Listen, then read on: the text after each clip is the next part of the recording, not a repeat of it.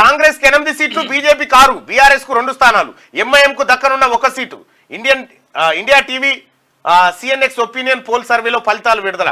త్వరలో జరగబోయే లోక్సభ ఎన్నికల్లో తెలంగాణకు సంబంధించి ఏ పార్టీ ఎన్ని సీట్లు గెలుస్తుందనే దానిపై రాష్ట్ర వ్యాప్తంగా చర్చ జరుగుతున్నది. ఇదే సమయంలో కొన్ని సర్వే సంస్థలు సర్వే ఫలితాలను విడుదల చేస్తూ ఏ పార్టీకి ఎక్కువ సీట్లు గెలుస్తాయో అంచనా వేస్తా ఉన్నారు. ఒకసారి మనం కూడా పబ్లిక్ని అడుగుదాం, అసలు ఈ ఎట్లా ఉంది, ఏం కథ వాతావరణం అనేది. తెలంగాణ రాష్ట్రంలో ఏ పార్టీ ఎక్కువ సీట్లు గెలిచే అవకాశం కనిపిస్తా ఉంది?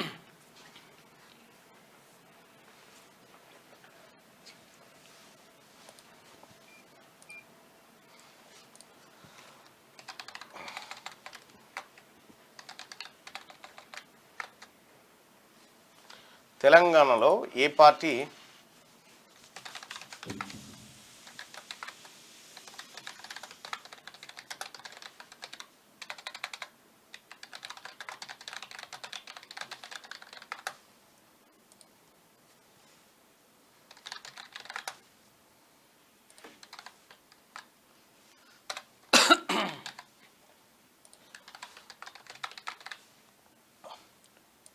రైట్, మీ ఒపీనియన్ పోల్ చేయండి. తెలంగాణలో ఏ పార్టీ ఎక్కువ పార్లమెంట్ సీట్లు గెలుస్తుంది? కాంగ్రెస్ గెలుస్తుందా ఎక్కువ సీట్లు, బీజేపీయా, బీఆర్ఎస్ఆ? అంటే లైక్ చేయండి, షేర్ చేయండి. ఇది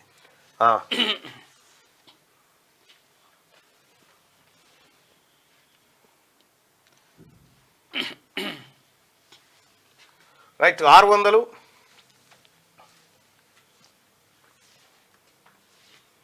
800,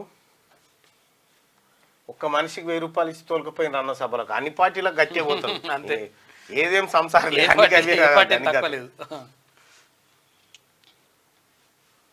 ఏంది. వరంగల్ క్యాండిడేట్ కడియం కావ్య నజీర్ బీఆర్ఎస్ లో ఉంటే, వీక్ క్యాండిడేట్ కాంగ్రెస్ లో ఉంటే స్ట్రాంగ్ క్యాండిడేట్ అయ్యిందా? మాట్లాడే ముందు ఆలోచించాలి. చింతపండు నవీన్ గారు, ఏంది అర్థం కాలే. కడియం కావ్య నజీరా?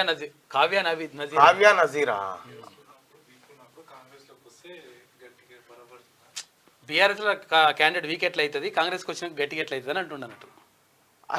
బీఆర్ఎస్ లో ఉన్నప్పుడు ఓడిపోతా, ఆయనే చెప్పిండు కడియం శ్రీ గారి.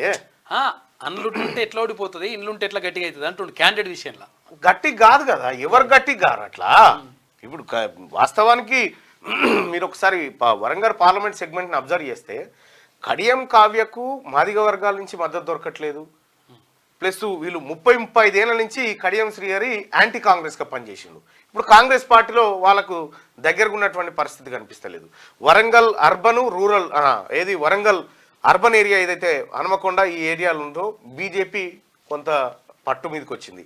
ఆరూరు రమేష్ వర్ధన్నపేటలో బలమైనటువంటి నేత, ఆయన బీజేపీలో చేరి బీజేపీ టికెట్ తెచ్చుకుండు.